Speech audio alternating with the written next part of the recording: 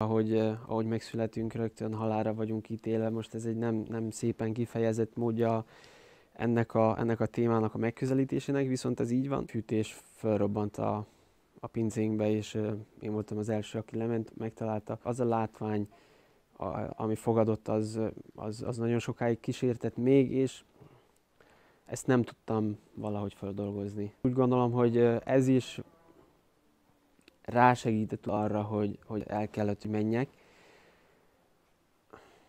Azután most visszatérni teljesen más emberként egy kicsit könnyebb.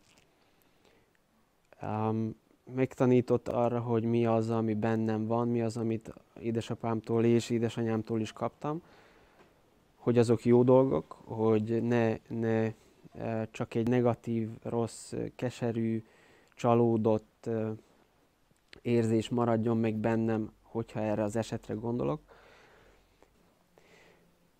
Hozzáteszem rögtön utána, hogy ehhez nem kell tragédiának is egy problémába bújtatott lehetőség arra, hogy a karakterünk fejlődjön.